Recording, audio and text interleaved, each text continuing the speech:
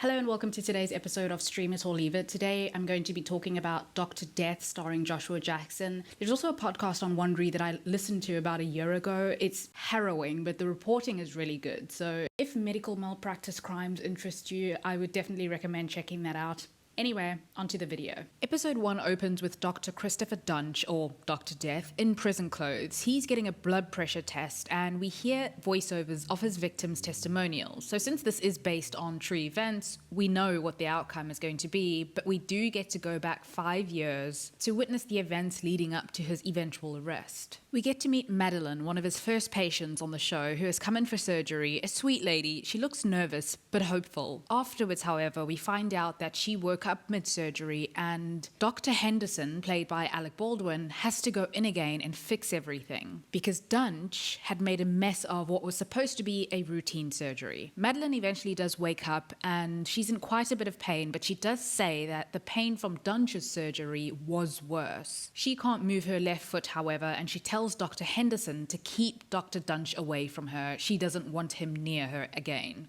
So one of the bosses at the hospital, kind of like Cuddy's character on House, I guess, her name is Jill. She comes in and asks about Duntsch, who is a new hire at this hospital. And Dr. Kirby, another one of the surgeons, tells Jill that he's a disaster and he hopes that Jill didn't hire him. Too late though, he's already done a couple of surgeries at this point. Henderson also talks to Josh, one of the rotation nurses who works with Duntsch quite a bit, prepping his operating theatres, prepping his patients, and being in the same room as Duntsch when he's busy with his surgeries. He seems wary of Duntsch, but he tries to be polite about it, not wanting to speak out of turn. You see, at this point on the show, there are almost quiet rumblings of suspicion, but because Duntsch appears to be really well educated and he has the experience and I guess some recommendations, nobody can be quite sure of what's happening. So Dr. Kirby, who is actually one of my favorite characters on the show, tells Henderson about some easy surgery that Duntsch botched and almost killed a man. He also seems to have a long list of patients that he's left either dead or paralyzed. Kirby suggests that they do something about this because not only has Duntsch performed a couple of surgeries already, he actually has a couple more scheduled for the following week. As for Duntsch, we see that he seems to have a good relationship with his patients, or in this case, Mrs. Keller and her husband. He's charismatic, attractive, but obviously as a viewer, I was really skeeved out because you can kind of tell that he's a minute away from an outburst if anything rubs him the wrong way.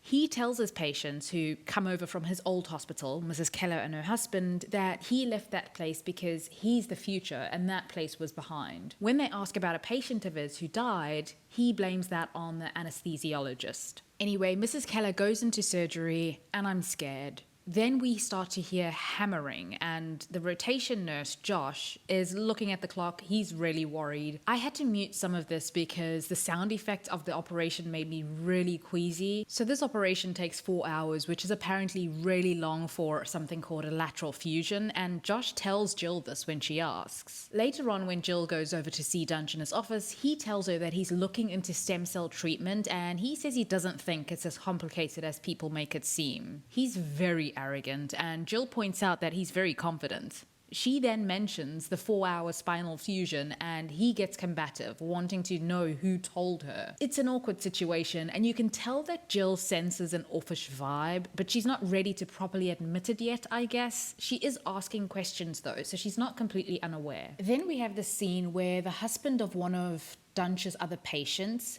the patient's name is Dorothy, says that he's been having second thoughts about his wife's surgery, so much so that he considered turning the car around. He just has a bad feeling, he says.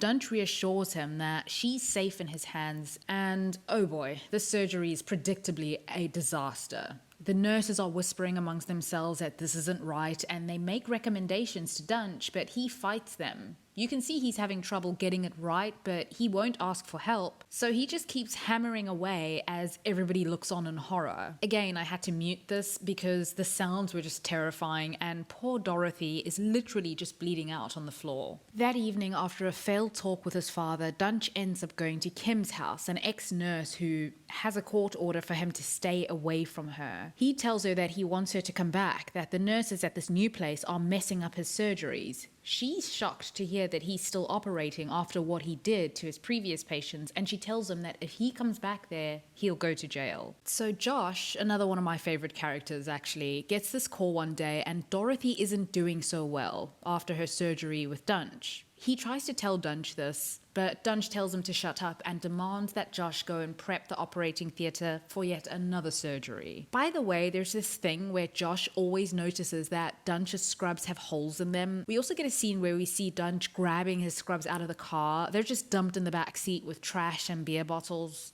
Josh notices this specific thing several times throughout the episode, and I guess the expression on his face tells us that this is more than just, I don't know, maybe a uniform policy, but that it's kind of a reflection of the kind of person that Duntsch is. And because Josh is around Duntsch quite a bit, the pieces are starting to fall together. This is just something that really stands out to him all the time, the callousness of Dr. Duntsch. Meanwhile, Doctors Henderson and Kirby are still on the case. They call an ex-colleague or boss of Duntsch's who tells them that Duntsch was a fine surgeon. Henderson suggests sending this guy a photo because either present-day Duntsch is a sociopath mangling his patients on purpose, or someone has taken the real Duntsch's identity. The guy on the phone says it is indeed Duntsch, and we see at the end of the episode the look on his face as he asks for a scalpel in yet another surgery. As for my thoughts, I think that when I was watching this show, it reminded me of just how harrowing an experience listening to the podcast was. It was fascinating, but it really wasn't easy. With the show, though, we get the added sound effects, we get the stressed out looks on the nurses' faces. I don't know, I found it a little bit more stressful, and the operating scenes left me a little queasy because you can just see that he's mangling his patients. I would recommend this show to anybody who has the stomach for it because it is really good, and Joshua Jackson is excellent as Christopher Duntsch, but